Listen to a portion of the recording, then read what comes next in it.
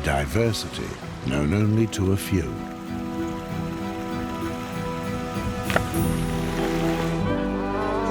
Habitats almost completely untouched.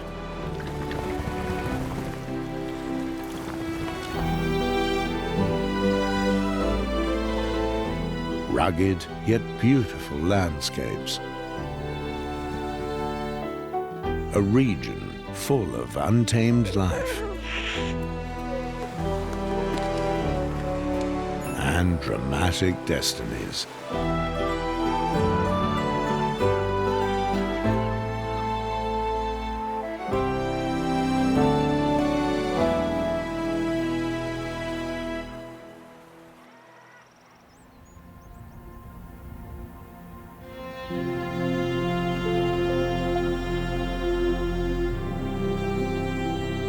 In Great Britain's west lies a land shrouded in myths and legends.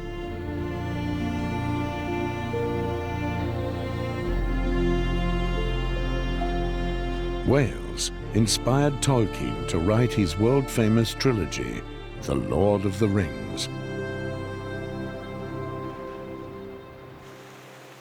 The habitat here is as pristine as its animals. Wild goats,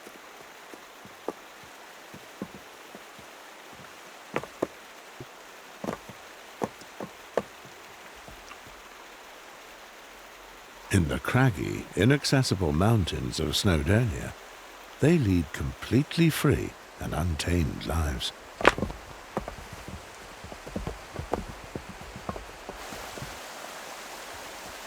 Humans brought the goats to Wales toward the end of the last ice age.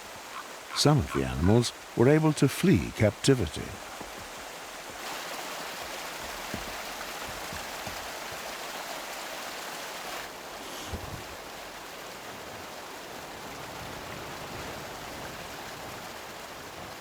Long, dense coats and sure footing, perfect prerequisites for life amongst the rocks.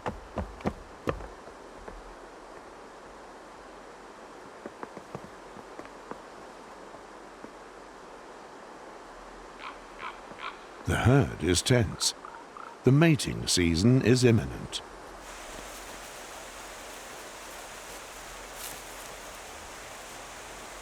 While the males capture the scent of the females by intensive flaming, the billy goats follow the ladies with tenacity.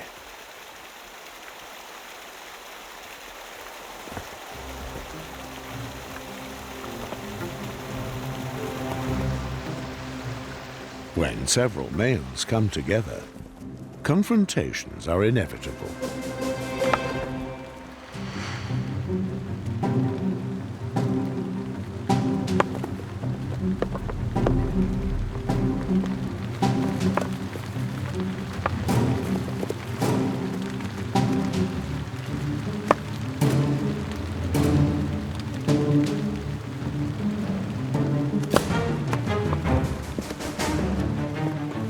During their often violent fighting, injuries cannot be dismissed. Those wishing to beat the competition have not only to be stronger, but faster too.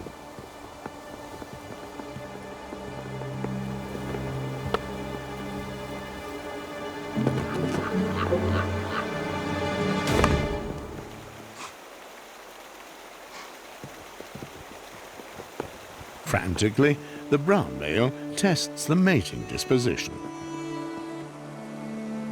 The lighter one appears more patient.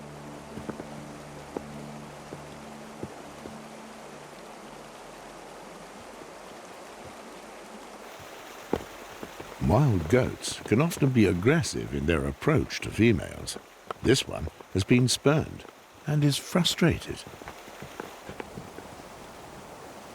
He exercises his charm.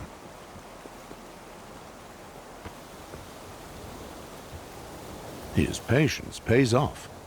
He can hand his genes on to the next generation. Females are only fertile on one single day of the year. This is why the males have to give their best every day of the rutting season. 5 months later, in February, she will give birth to 1 or 2 kids. And it could well be that they will have a light-coloured coat.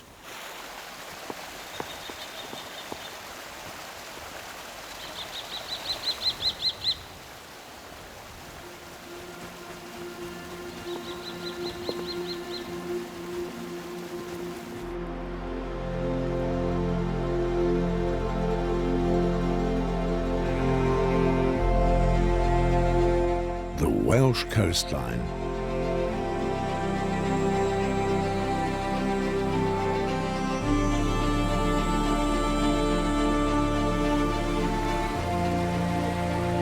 Rugged rocks and craggy cliffs give some idea of the power the sea has when it dashes the shores, home to roughly 5,000 grey seals.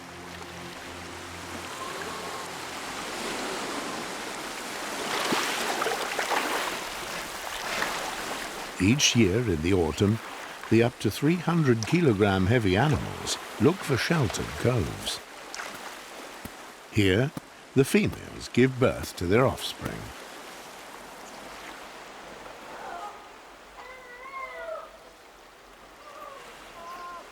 During their first weeks of life, the young seals wear their typical white coats.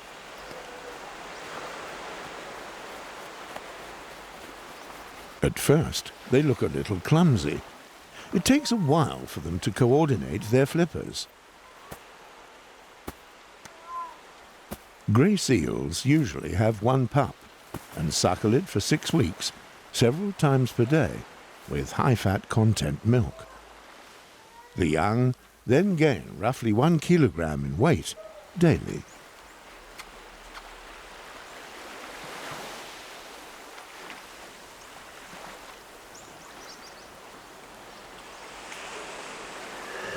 The bull has noticed the mother. Not long after giving birth, the female is once again ready to mate. It's a balancing act, taking care of the offspring and at the same time to keep impetuous males at a distance.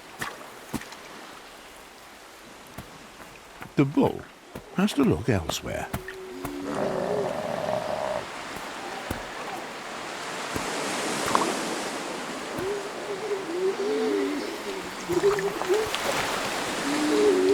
While the mating season takes place in other regions between winter and spring, in Wales it begins in the autumn.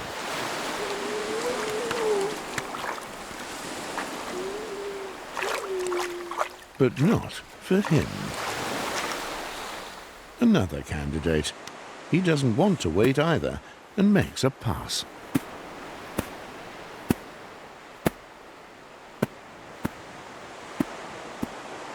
The mother is unwilling in the presence of her offspring. The bull could prove too dangerous for her pup. She is resolute and attempts to keep him away from her youngster. But he is experienced and as tough as nails.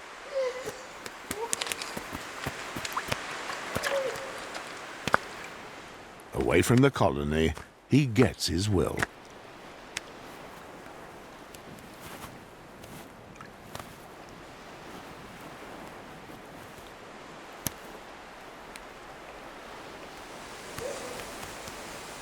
After a heated approach, the pairing takes place quite harmoniously. A grey-sealed mother carries for a year.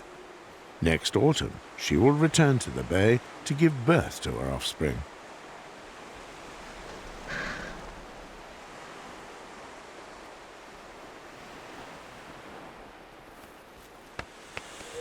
Males and females only come together for the mating season. After this, they both go their separate ways. This she has made unequivocally clear to him.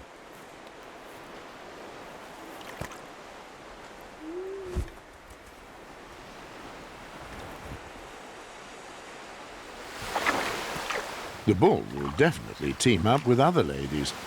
He's determined to procreate as many offspring as possible. The young spend their first weeks on the beach. They still have to get used to the water. Things can turn nasty for the little ones in a storm.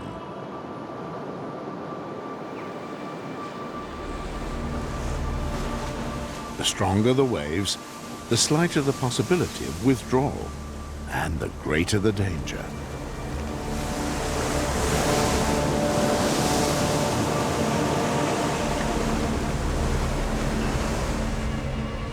A severe autumnal storm is heading for the Welsh coast. The little ones haven't the strength to withstand the water masses, and the mother no chance of protecting her children.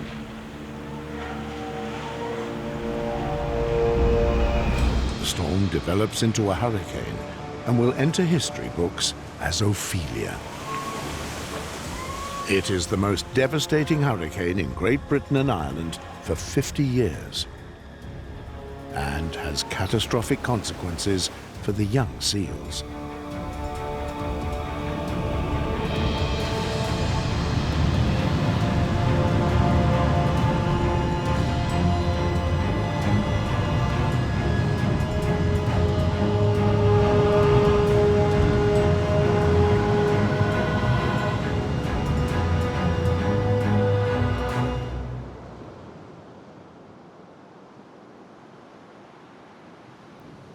The storm in Wales costs a third of all young seals their lives.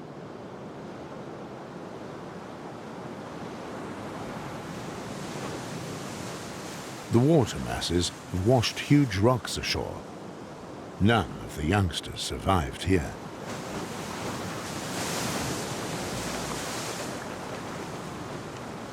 Autumn storms like Ophelia are the exception, but have extreme consequences for the fauna.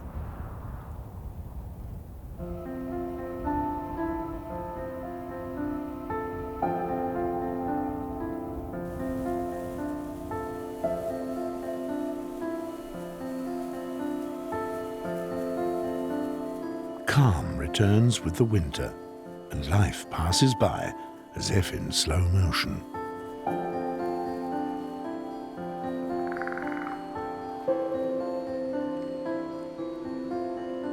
Thick skin, or rather fur, and stoic equanimity, the best method with which to survive the months of deprivation. The Highland cattle are well versed in this.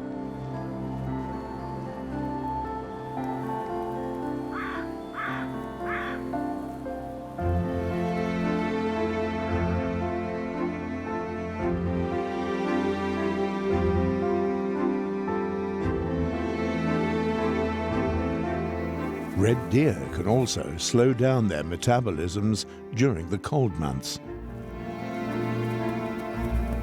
A decisive advantage with which to survive low temperatures and food shortages. But winters in Wales are comparatively mild. It can get colder in higher altitudes, especially when icy winds sweep across the country.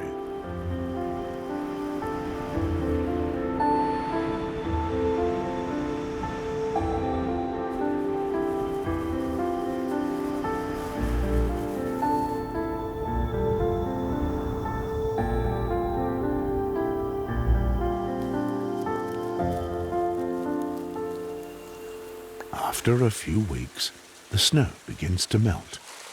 Slowly at first, then gradually, by degrees. Then ever stronger and more powerful. Masses of meltwater flow into the valleys. Spring is imminent. Eagerly awaited by the animal world.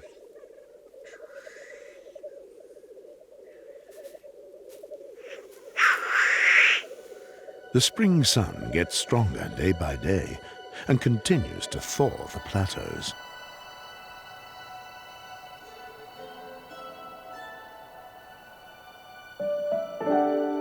These deserted areas make up 20% of the land surface of Wales.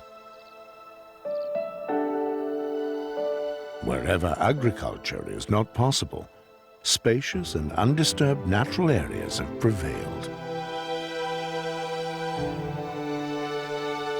An important prerequisite for black grouse. For the cocks, the most important time of the year is just around the corner. Their hissing calls can be heard from miles around. In the mating season, the black cocks deal with their opponents with astounding aggressiveness.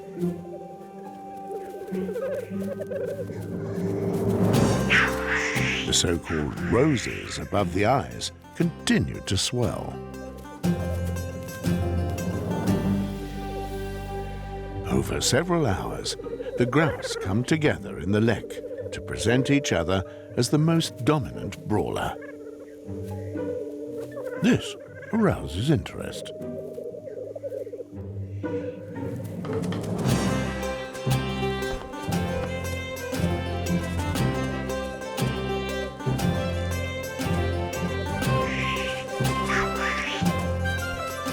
The intensive quarrels are quite exhausting. This is why the show is over in the morning, so that it can go on in the next round tomorrow.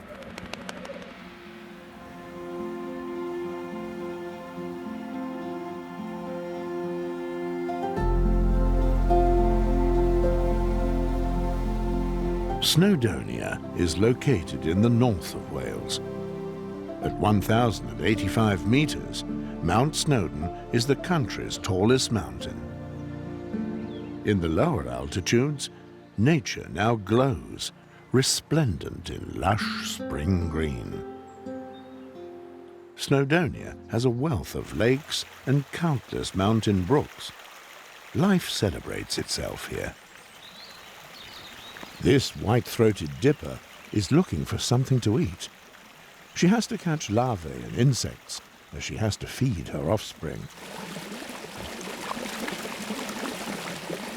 She dives skillfully into the water and searches beneath the stones and rock ledges for food.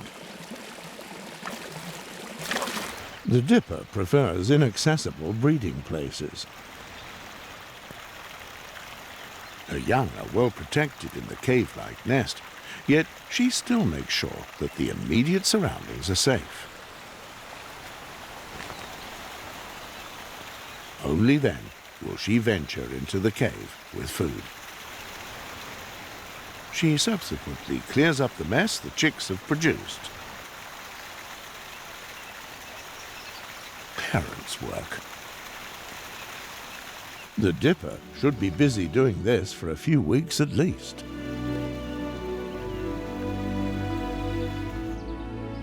Spring is moving forward in giant steps. There's movement too in the red kite's nest.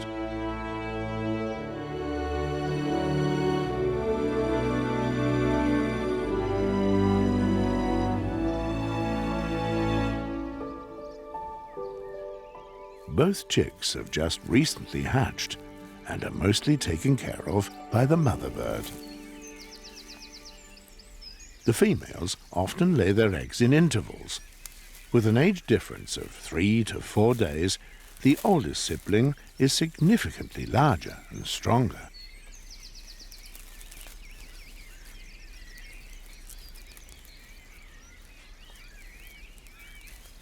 Red kites have a broad food spectrum. Small mammals, amphibians, and even carrion. Food that they don't eat immediately is shared out over the day.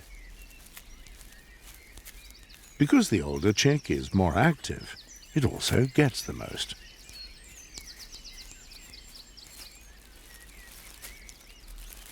On the other hand, the younger one has a harder time getting his hands on food.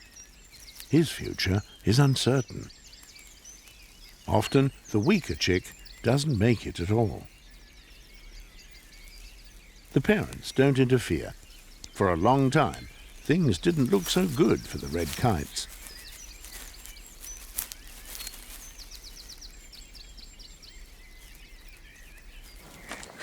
Dedicated conservationists prevented their extinction and began rescue measures. One of them is Chris Powell. In the past, there were only a handful of red kites in Wales. Chris does what he can and helps so that today there are more than 4,000 of these elegant birds here.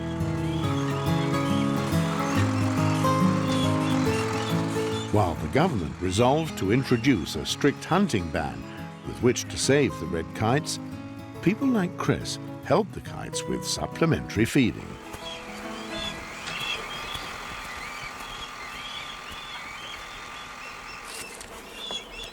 This way, the birds receive extra nutrition, especially now with their new offspring. The hope is that in the future, they will no longer have to rely on this.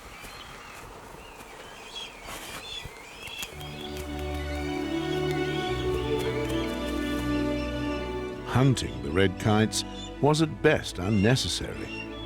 They are too small to attack livestock.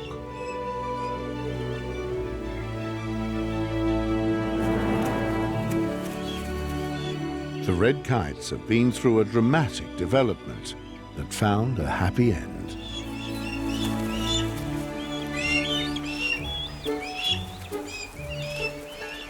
Other guests also attempt to obtain a morsel or two. They will have to be very careful.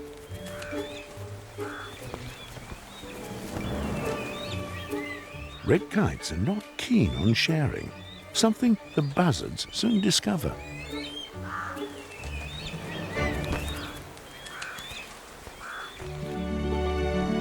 For the most part, the males are responsible for the food procurement during rearing.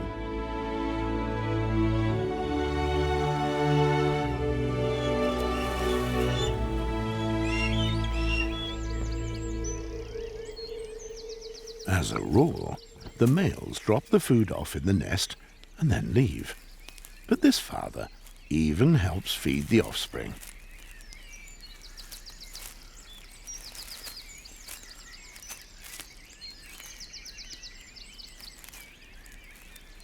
For the smaller chick, now is a good opportunity to get something. But it is too weak to be able to eat anything. And once again, the larger one gets the whole portion.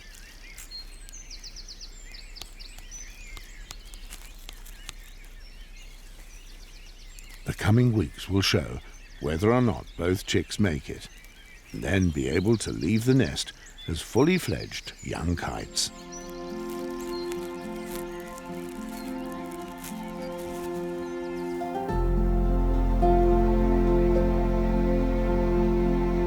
Hardly any towns are far from the sea in Wales. The coastline comprises some 2,700 kilometres, most of which is undeveloped and natural. Located in southwest Wales is Pembrokeshire National Park. Fishing was restricted here so that nature could develop undisturbed. And this successfully.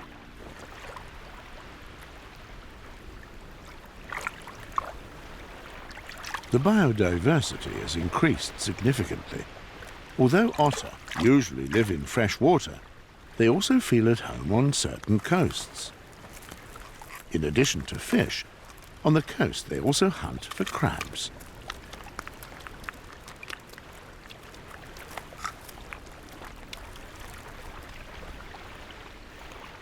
Feeding habits are different everywhere. It's time to go down again.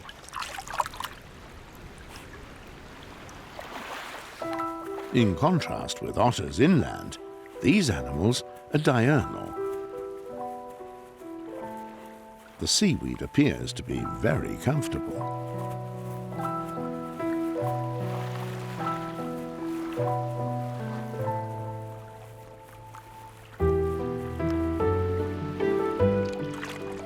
Otters have rigid traditions. Here lives a mother with her 2 youngsters. She brings up her young alone and stays with them for a year. The males leave the family and don't help at all. The lively animals have a high metabolism and need 15% of their body weight in food. On the coast, this seems anything but a problem. Otters have a very dense coat, comprising roughly 80 million hairs per animal. This has to be looked after so that the animal doesn't get hypothermia. Then the next dive to catch fish and crabs is ensured.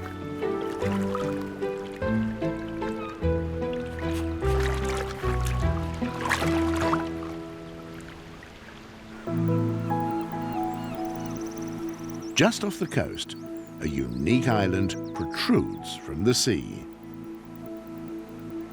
Skomer, famous for its natural wealth.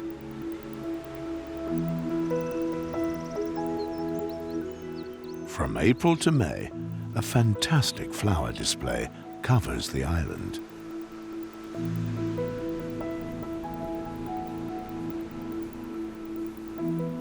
Bluebells are the symbolic flower of Skomer, and there are plenty of rabbits on the island too.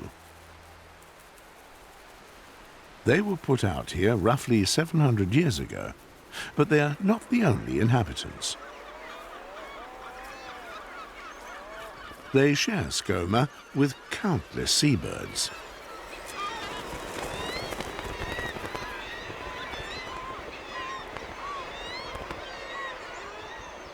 Up to 750,000 of them live together on less than 3 square kilometers.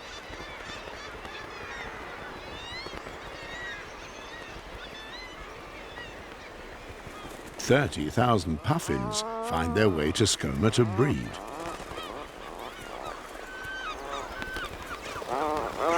Social birds with a large repertoire of sounds and means of communication.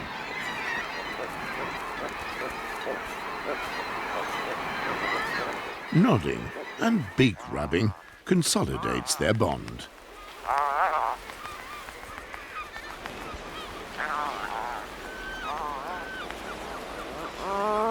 The danger of predators, such as foxes or rats on small islands like Skomer, is minimal. Seagulls, these fellows, regularly ensure stress. They are more or less the only predators.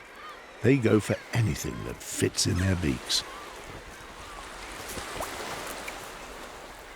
As a precaution, the puffins keep their distance. Not even young rabbits are safe in their vicinity.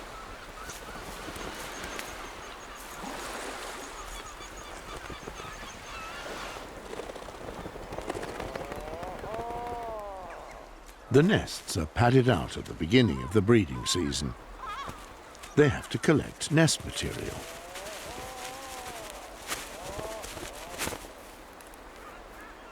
But the nests are not above the surface, they are underground. This protects them from gulls and weather. And while some have already furnished their homes, others are just beginning to move in.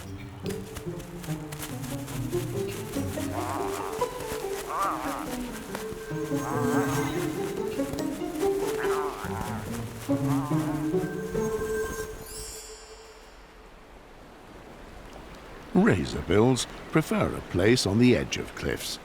The puffins have mated on the open sea, and the razorbills now want to do the same.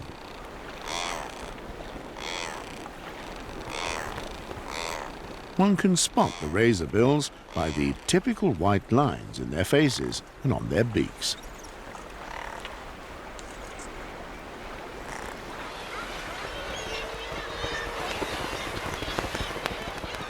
The breeding colonies of the common guillemot can be found on the inaccessible steep slopes of the cliffs.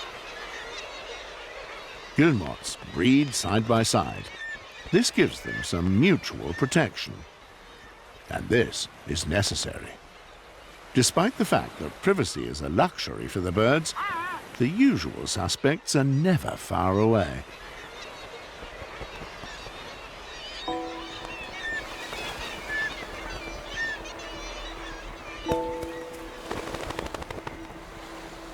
Skomer is one of the most prized conservation areas, not just in Wales, but in the whole of the UK.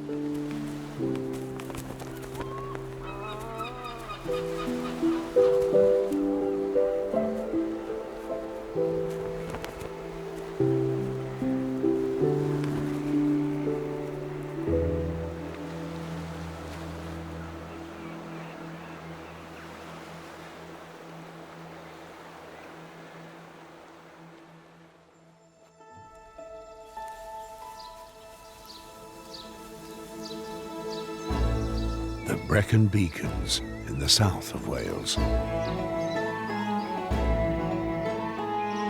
The hilly landscapes remind one immediately of Tolkien's Shire in The Hobbit and the Lord of the Rings trilogy.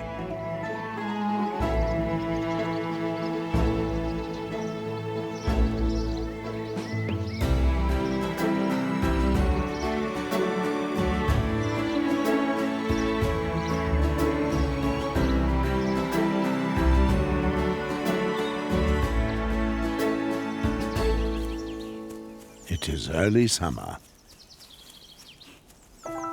The vixen has offspring to look after. The cubs have only just started to venture out of their den. For them, the world is still full of adventure.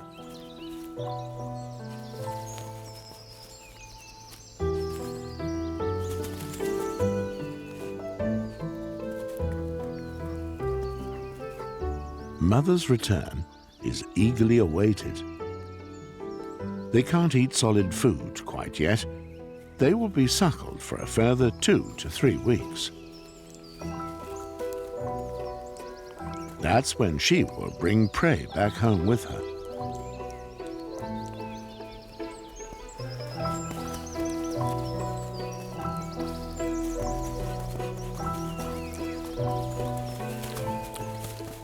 At home with the foxes, it's normal for the vixens to take care of the cubs in the den. The male supplies her with food until she leaves the den with her cubs.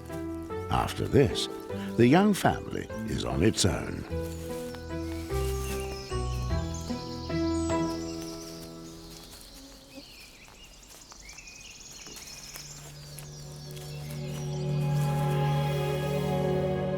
The red kite is not dangerous.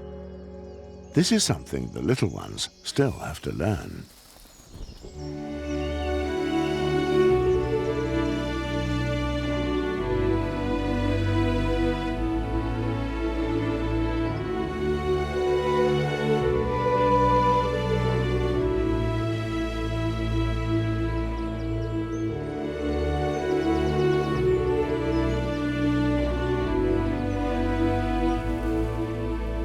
A surprise is waiting in the red kite's nest. Both of the young birds have grown considerably in the past weeks. Even the smallest is busy training his flight muscles.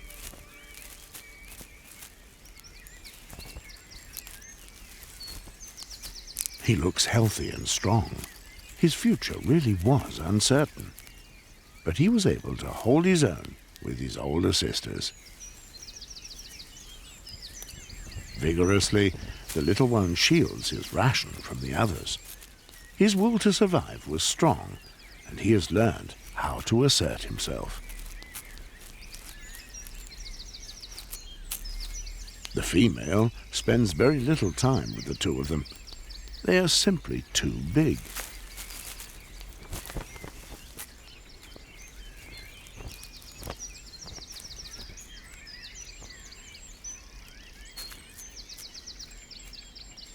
There is a good chance that both young birds will soon start flight training and leave the nest to find their own habitat in Wales.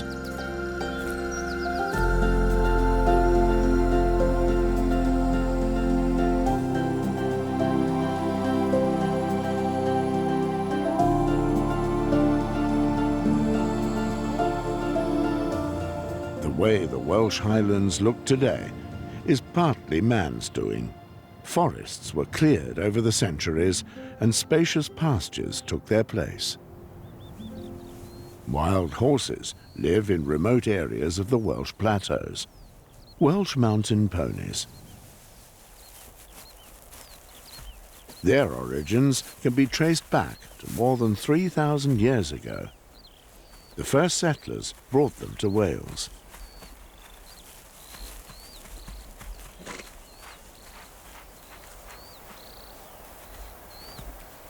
They are outside for the entire year. They know nothing about crowded stables and the like.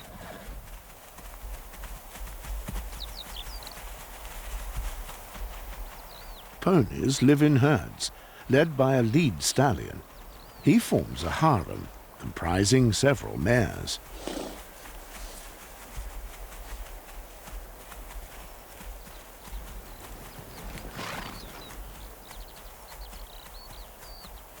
The young horses are suckled by the mother for a year.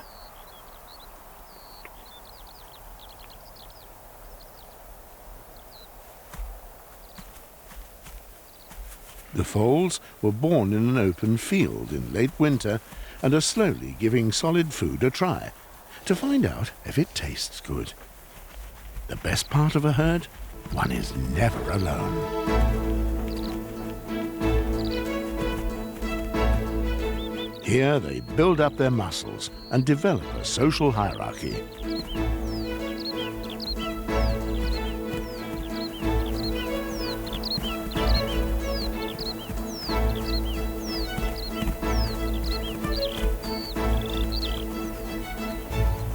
The stallion verifies whether or not it can take care of the next generation.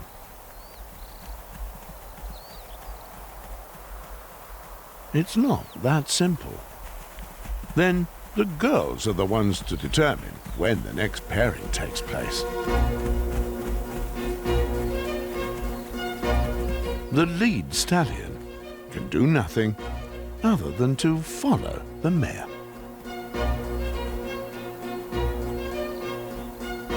With a bit of patience, they should soon be ready. There is still a lot of room up here for more foals.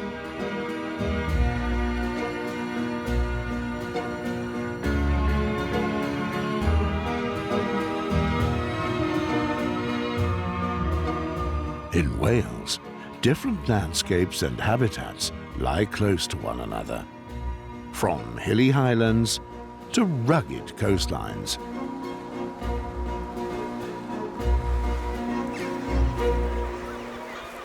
On Skomer, the bird island, these Atlantic puffin chicks hatched just a few weeks ago. After a short breather, the parents take off in search of prey.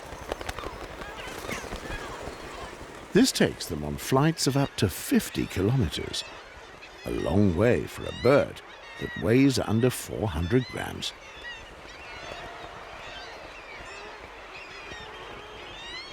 Their beaks are packed on their return.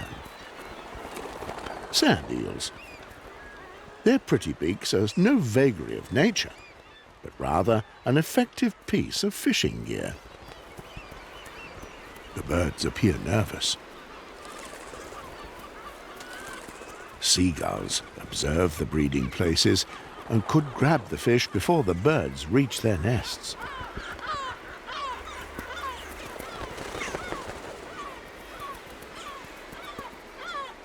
They can only reach their chicks with the prey by being extremely careful.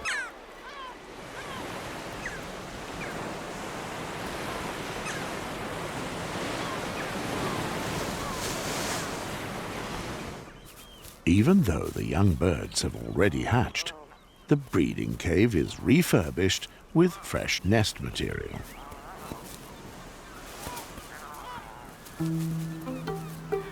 Once they are 5 weeks old, the chicks come out into the light. Now, he's a long way from looking like an adult bird. Atlantic puffins only give birth to 1 chick per year. The feathers and the large, colorful beaks of the old birds take time to develop. Initially, It's about being able to fly. Very soon, all of the puffins will leave Skomer and spend the next 7 months on the open sea.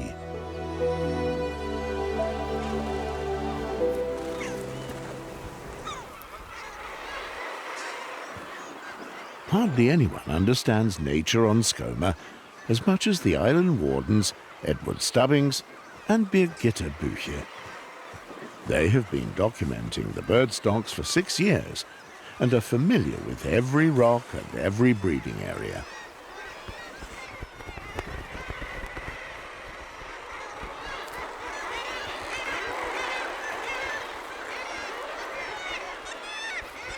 They count the birds on a steep cliff. Both of them work for the Nature Conservation Society of South West Wales. The most common breeding bird on this cliff is the guillemot. There are almost 25,000 of them on Skomer, plus the young birds.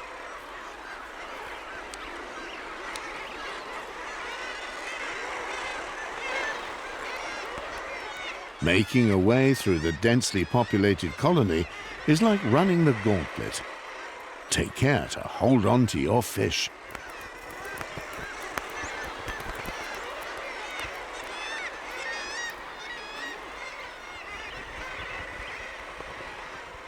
Good bookkeeping is necessary with so many birds.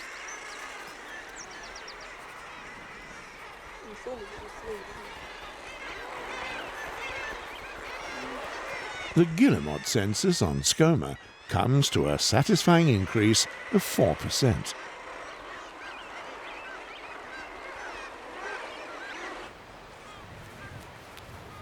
The young birds also have to receive their rings. Birgitta and Edward spend the better part of the year on Skomer, an experienced team. This little oyster catcher gets his mark. This, in turn, provides us with details on his flight behavior and his spreading pattern. All goes to plan.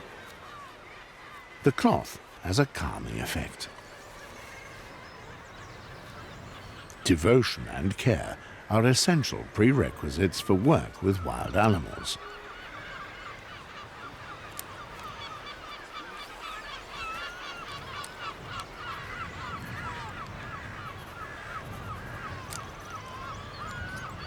One quick photo, and it's time to return to freedom.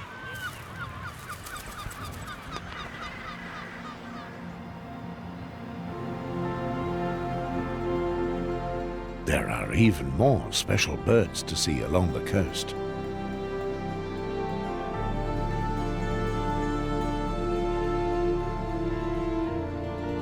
Gannets. They are the flight aesthetes among the seabirds.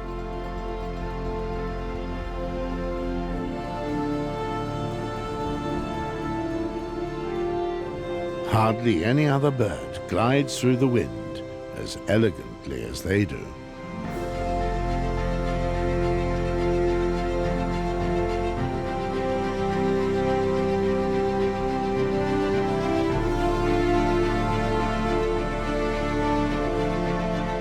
Gannets hunt for fish on the open sea. To do so, they fly up to 300 kilometers, and of course, back again.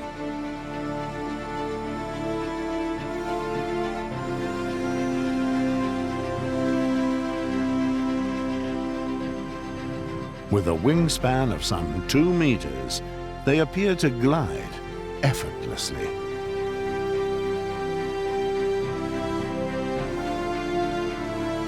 Like well-traveled sailors, they return home to their colony.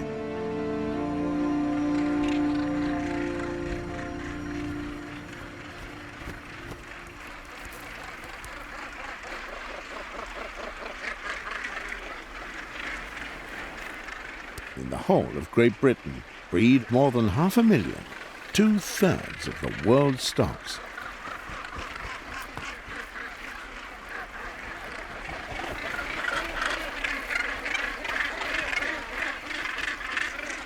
Their breeding colony is an incomparable spectacle, a hive of activity. Thousands of young birds have to be attended to. A full-time job. This is why gannets, like many other seabirds, lay just one egg per year. Out on the open sea, food is few and far between. While the parents return from their hunting flights, they pre-digest the fish. This is what the chicks have been waiting for.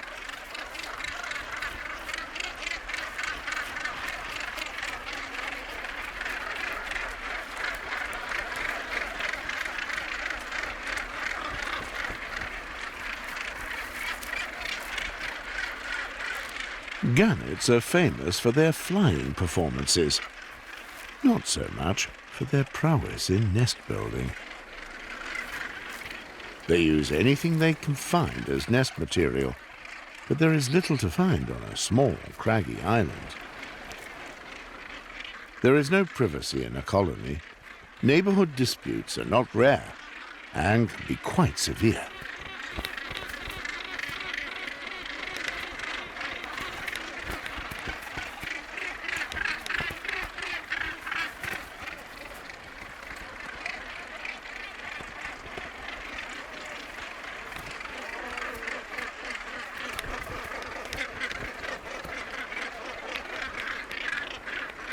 The breeding couples have a much more gentle approach.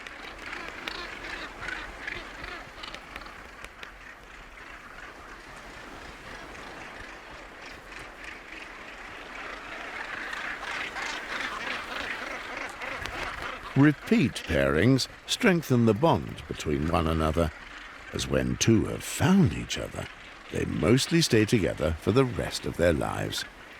They separate after rearing the young in October, but meet again the following year in the same colony. But first of all, this season has to be tackled. The offspring is still hungry.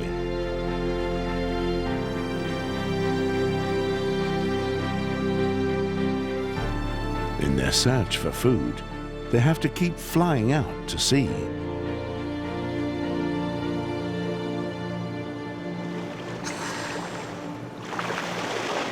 Dolphins are also out looking for fish.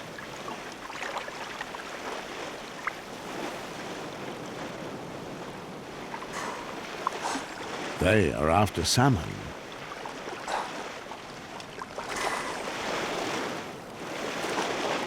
Late summer, the fish leave the sea for the rivers to spawn.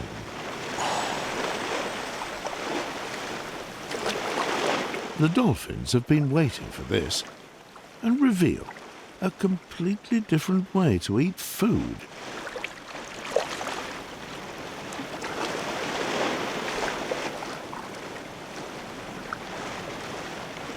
Dolphin eats salmon in one piece. In this way, they protect themselves from sharp bones. But the fish are large and can only be eaten when they lay, as if made to measure, in the gullet. This could cost a few goes.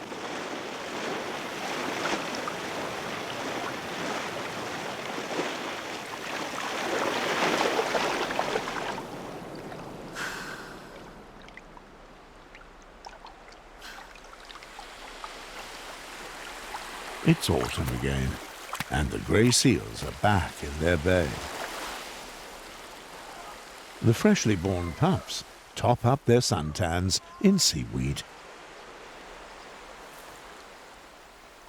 After the large losses of the year before, this season appears to be a whole lot more peaceful.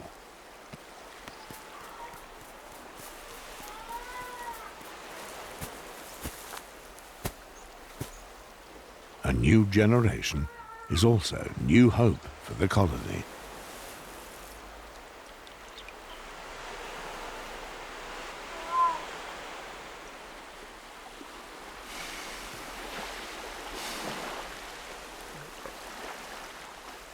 In the following weeks, the young seals will lose their white coats.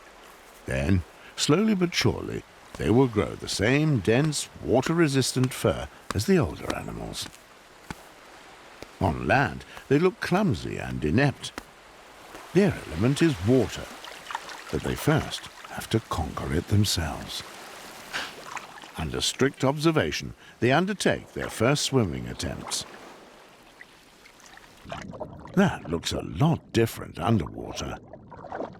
Soon, they will be nimble and skillful predators like their parents, and one day will have to ensure the next generation.